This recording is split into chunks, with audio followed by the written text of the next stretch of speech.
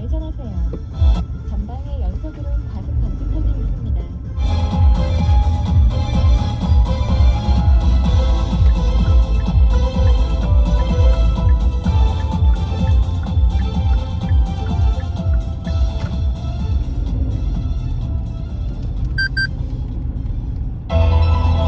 잠시 후 좌회전하세요.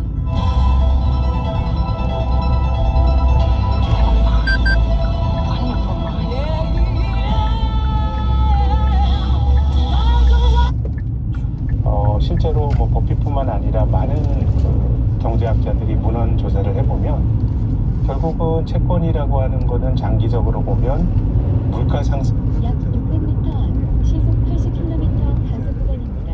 그 명목 금액으로 받는다고 하더라도 장기적으로 물가를 생각하게 되면 고려하게 될 5km 이상 직진하는 구간입니다. 투자다라고 이제 주장을 하고 있고요. 물론 이거는 이론의 여지가 있습니다. 법빚의 입장에서 채권은 나쁜 투자다. 네, 이 뭐 예금 같은 경우도 기본적으로 고정된 금리를 받는 거는 장기적으로 물가 상승률을 쫓아가기 어렵기 때문에 뭐 버핏의 시각으로는 저는 이제 나쁜 투자다라고 이제 주장을 하고요. 네. 이제 금 같은 겁니다. 이상한 투자. 아니면 가상화폐에 대해서는 여러 차례 조금 이제 적대적인 얘기도 했지만 그렇죠. 이런 잣대로 보면 가상화폐나 금 같은 경우는 어느 때는 사람들이 미국의 금리가 떨어지게 되면 금 가격 올라가고 또 가상화폐 가격도 올라갔는데 이 버핏이 가장 중요하게 생각하는 시각으로 보면 금이나 가상화폐는 여기서 가치가 창출이 되지 않습니다. 금 덩어리는 그냥 덩어리죠. 예, 버핏이 생각하는 이 자산으로부터 창출되는 가치가 이 자산이 가진 본질적인 그 어떻게 보면 내재 가치라고 생각하는 건데 네. 뭐 금이나 가상화폐는 경제 성장을 반영하는 것도 아니고요, 배당을 주는 것도 아닙니다. 그렇기 때문에 이건 좀 이상한 투자 이렇게 표현을 했고요. 뭐 좋은 투자는 주식 약 600m 앞 시속 80km 고정형 이동식 단속 지점입니다.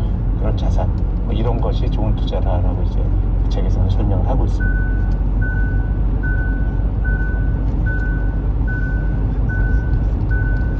창출하는 것이 진짜 좋은 투자다. 네, 그렇게 강조를 하고 있죠. 그러면 이제 과거에도 압도적으로 그러면 주식 시장이 평균적으로도 더 좋았다. 네, 라고 이거는 볼 수 있죠. 이게 왓튼 스쿨 굉장히 유명한 MBA죠. 네. 여기 있는 이제 제레미 시겔이라는 사람이 굉장히 이제 장기간의 문헌 조사를 한 걸로 보면은 장기적으로 보면 주식의 성과가 괜찮은 건데 채권보다도 낮고 금보다도 낮고 높다라는. 예, 수익률이 이제 더 높았다는 얘기인데요. 근데 이것도 그때그때 좀 다르게 볼 수 있는 게 아주 장기적으로 봐서 그런 거고요. 네. 예를 들어서 우리나라 코스피의 경우에는 지난 10년 동안 연평균으로 한 1.6%, 7%이 정도밖에 못 올랐으니까 저게 또 채권보다 낫다고 좋다고 보긴 힘들고요. 예, 코스피의 경우입니다. 코스피의 경우. 네, 근데 미국도 그럴 때가 있었습니다. 아주 긴 기간을 늘려놓고 보면 그런데 예를 들어서 미국도 69년부터 82년까지 미국의 S&P 500指数거의 못 올랐고요. 2000년부터 약 5km 앞 왼쪽 지하철로 진입하세요. 12년까지는 못하지 못했거든요. 그래서 한 10년 정도 주기로 보면 굉장히 어려운 시기가 있는데 이제 장기간의 어려운 시기가 지난 다음에는 에너지가 응축이 돼서 주가가 아주 점프업을 하게 되죠. 그런 과정들이 이제 반복이 돼서 한국도 장기 투자의 어떤 그 규칙에서 아주 예외적인 시장이냐 여기에 대해서 조금 더 지켜봐야 되긴 하겠지만 아무튼 기간을 늘리면 늘릴수록 주식이 채권이라든가 아니면 금 이런 거보다 좀 낫다라고 하는 거는 이제 성과가 좋았다라는 거는 문헌 연구들이 많이 이루어져 있습니다. 그렇습니다. 또 다음 키워드도 같이 들어보시죠. 약 600m 앞 시속 80km 단속 구간입니다. 능력 범위, 정말로 법빗이 많이 강조하는 용어 중에 하나, 능력범위입니다. 능력범위. 요게 1998년에 플로리다에서 MBA 학생들에게 한 강연 중에 있었다라고 하는데 사실 이것도 그 거의 기록처럼 남아있는 것 아닙니까? 네. 언제 어디에서 이 표현을 처음 썼다. 이것도 굉장히 좀 찾아보겠습니다. 버핏이 항상 기회가 될 때마다 강조하는 능력 범위. 이건 정확히 어떤 의미입니까? 나 자신을 알아야 된다. 따지고 보면 이제 그런 겁니다. 우리가 기본적으로 버핏은 주가라고 하는 거는 잘 모른다고 생각해요. 이걸 내가 알기 힘든 거고, 다만 장기적으로 보면 그 기업이 벌어들일 가치에 주가가 수렴할 거다라는 믿음은 갖고 있지만, 그것이 올해 수렴할지 내년에 수렴할지 이런 것들은 사실은 버핏은 얘기하진 않는데요. 그러니까 이 능력 범위라고 하는 것은 결국은 그 자산이 벌어들일 미래의 현금 흐름이 그 자산의 본질적인 가치거든요. 근데 미래는 알 수가 없지 않습니까? 그러니까 능력 범위 안에는 모든 것을 알 수 있다. 자, 그러니까 잘 아는 것. 그렇기 때문에 내가 잘 아는 자산의 미래의 현금으로 내가 비교적 확실성이 높게, 확률이 높게 예측할 수 있는 거니까 능력 범위라고 하는 게 두 가지 의미가 있는데, 투자자는 끊임없이 능력 범위를 넓혀 나가야 되지만 공부하면서 또 다른 측면에서는 능력 범위를 벗어나면 안 된다라는 게 훨씬 더 중요합니다. 네. 그러니까 버핏의 생각으로 보면 강세장에서 돈을 버는 거는 시장이 나를 돈을 벌게 해줬는지 내 실력으로 돈을 벌었는지의 인과성이 되게 명확치 않아요. 네. 약 400m 앞 시속 60km 과속 신호위반 단속 구간입니다. 내가 잘 아는 걸 해야 되는 거거든요.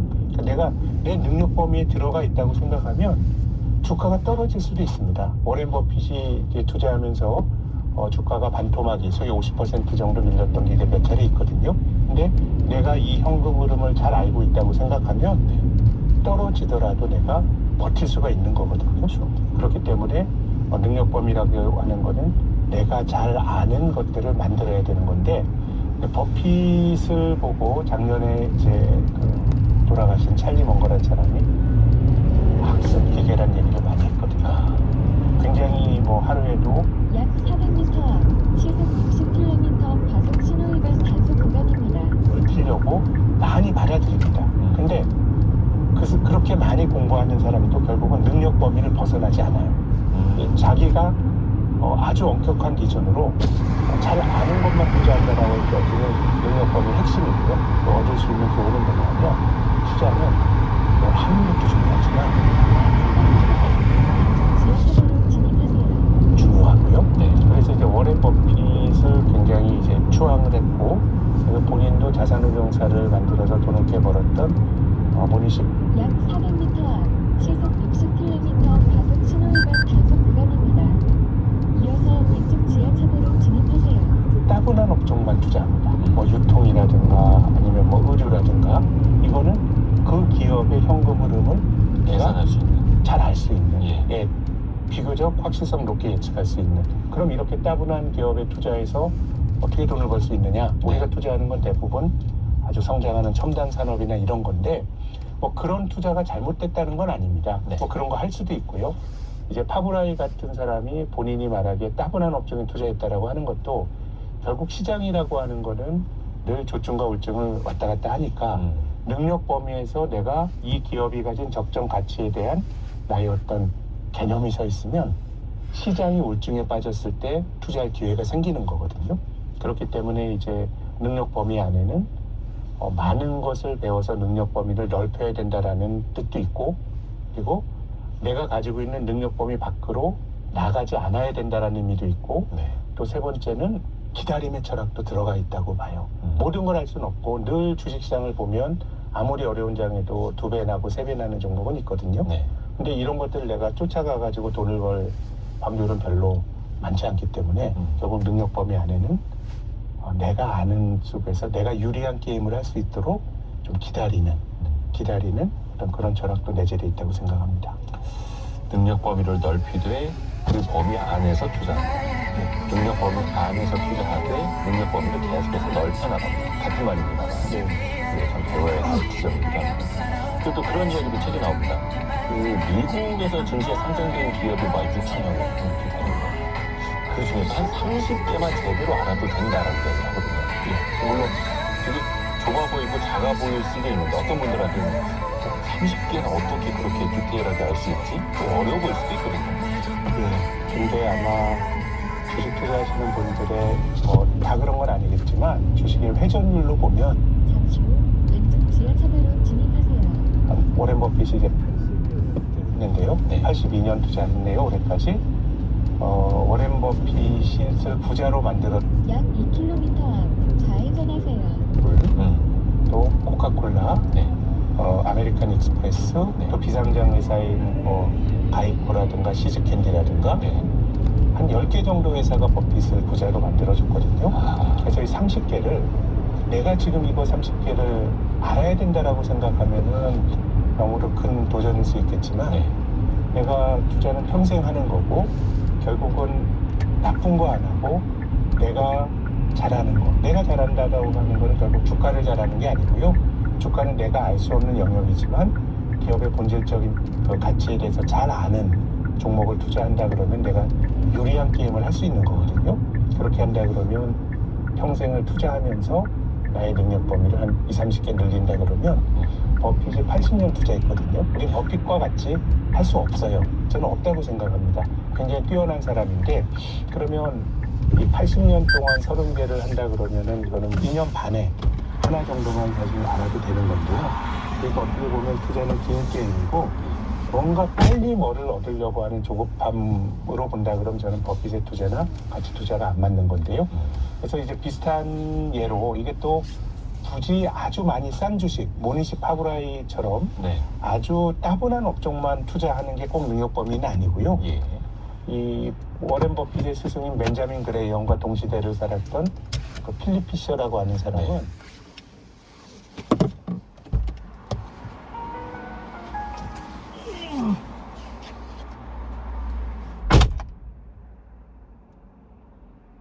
고객님, 안전한 주행을 위해 정전기 방지 필드를 터치하셨습니까?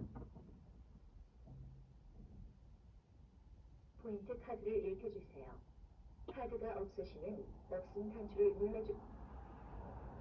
원하시는 지불 방법을 모바일 쿠폰 번호를 입력해주세요.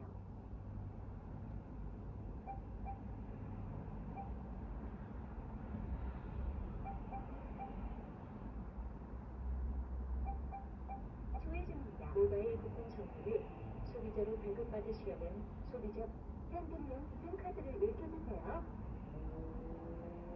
현금 영수증 전환.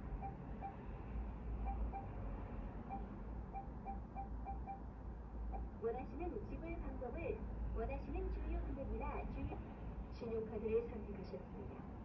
IC 전용 매력기에 넣어주십시오. 삼성 신용카드 조회 중입니다. 삼성 LG페이 고객 영수증 출력 또는 영수증 생략 버튼을 노란색 노즐이 보통 휘발유입니다. 차량을 연료 캡을 열고 노란색 노즐을 연료 주입구에 삽입 후 기름을 넣어주세요.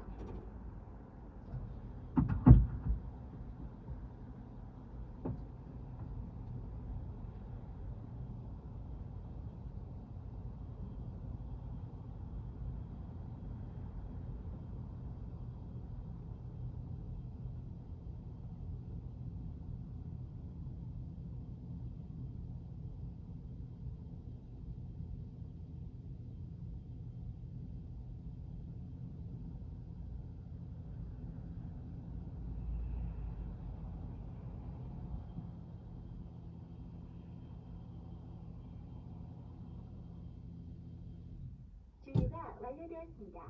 주유기 노즐을 영수증 발행 중입니다. 잠시만 기다려주세요.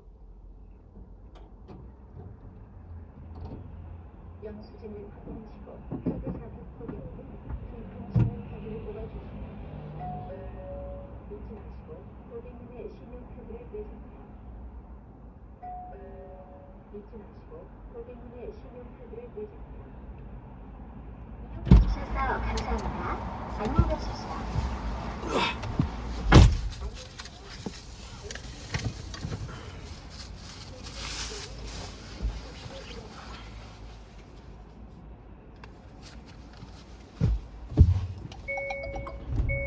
적정한 가치를 생각하는 거는 내가 할 수 있는 거거든요. 그래서 모니시 파브라이 같은 사람은 뭐 정치적인 변동 요즘 그런 것 주가에 영향을 많이 주잖아요. 예, 그냥 그런 거 외풍을 안 타는 굉장히 따분한 산업을 나는 한다라고 하는 것도 할 수가 있는데 기본적으로 이런 산업이라고 하더라도 미래에 대한 예측은 틀릴 수가 있거든요. 당연히 틀릴 수가 있죠. 미래란 건 우리가 알 수 없는 불확실성이 내재되어 있는 거니까요.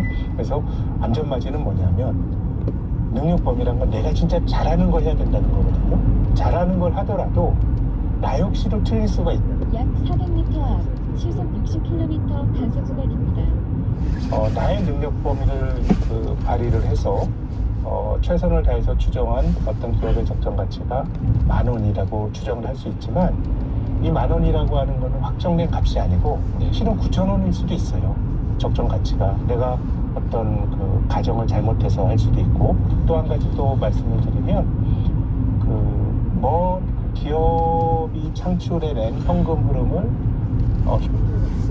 네. 이 기업의 적정 가치인데 현재 가치로 환산하는 데는 또 이자율이라는 게 들어가거든요. 근데 금리의 변동은 내가 할 수 없는 거예요. 네. 그렇기 때문에 내가 약 700m 앞 월드컵 내거리에서 시청 방면 좌회전하세요. 100원일 수도 있는 겁니다.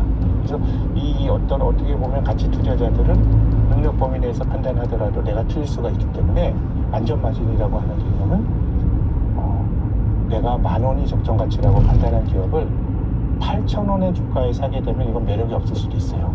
이거는 뭐 10,000원 약 300m 앞 시청 방면 좌회전하세요. 분홍색 유도선을 따라 주행하세요. 가 되는 주식을 산다 그러면 나의 판단이 틀렸더라도 어느 정도 기회가 좀 생기는 거거든요. 네. 그렇기 때문에 이 안전마진이 잠시 후 좌회전하세요. 내가 최선을 다했지만 역시 나의 판단마저도 틀릴 수 있다라고 하는 겸손의 철학이 들어가 있는 거고요.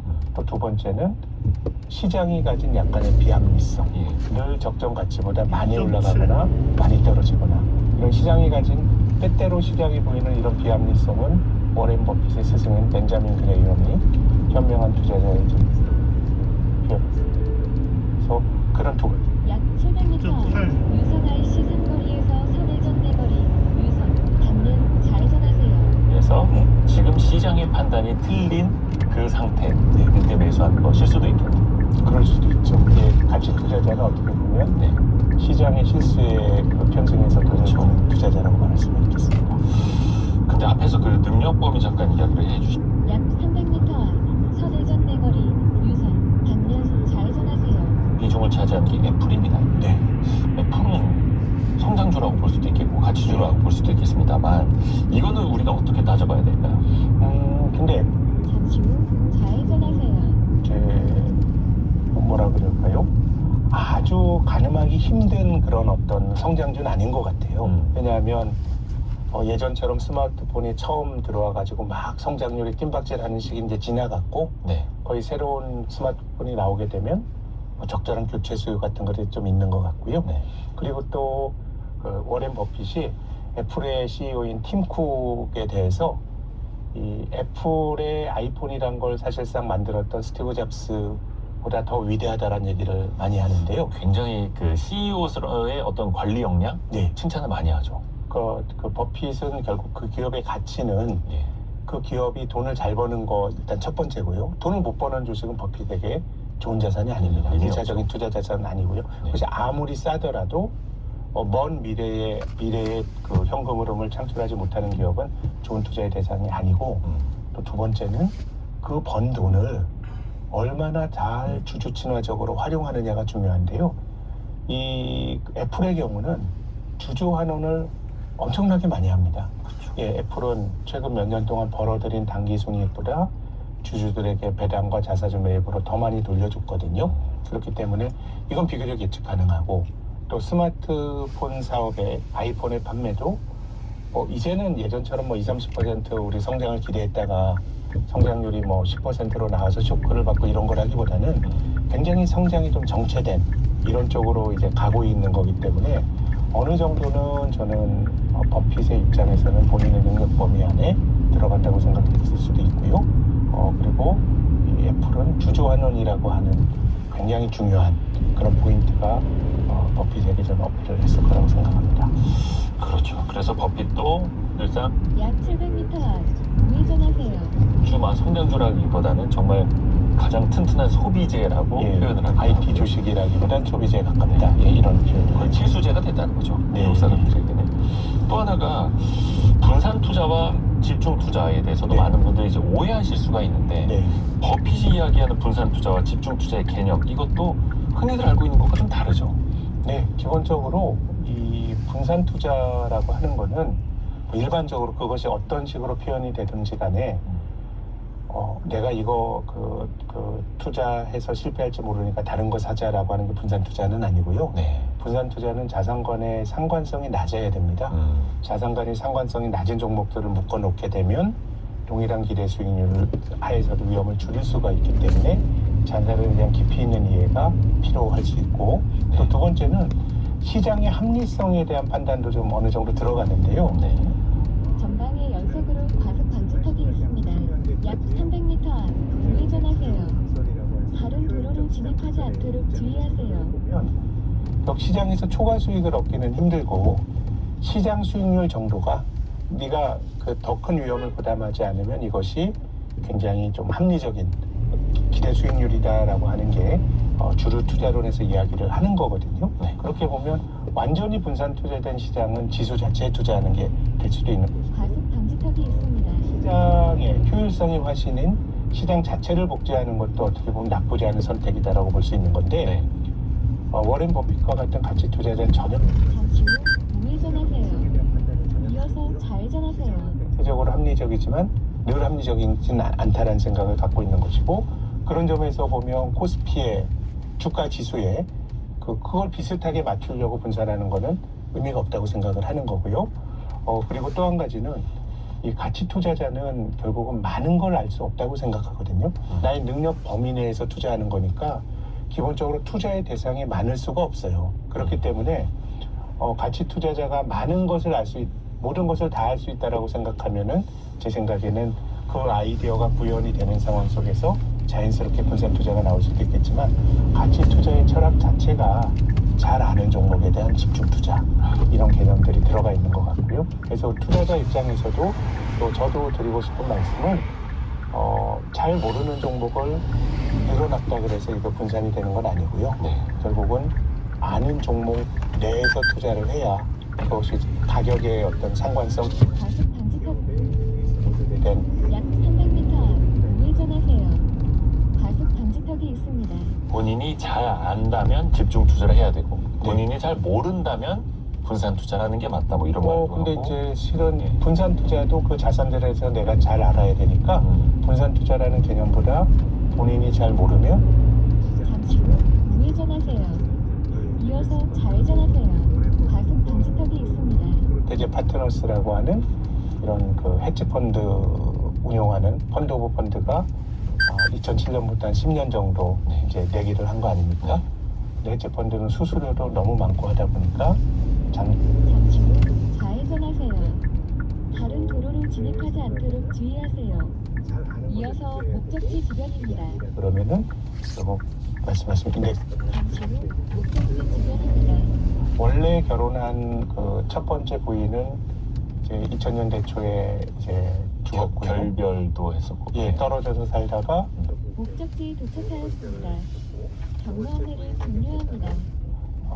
이제 상속을 해주는데 요원이 두 번째 부인에게 가는 그 재산의 90%는 S&P 500에 투자하는 인덱스 펀드 혹은 ETF에 투자하라라는 거니까요. 버핏은 그런 철학과 전혀 다릅니다. 그렇지만 내가 능력 범위가 없고 그렇게 능력 범위를 갖출 수 있을 정도의 준비를 왜냐하면 우리가 인생을 꼭 투자만 하고 사는 건 아니잖아요. 그렇죠. 그러니까 그런 사람들의 경우에는 인덱스 펀드가 낫다라는 게 버핏의 확고한 생각입니다. 그렇죠. 그리고 그냥 일반적으로 인덱스 펀드가 아니라 본인이 직접 투자를 더 열심히 잘 하고 싶다라는 분들에게는 버핏이 돌아가셨나?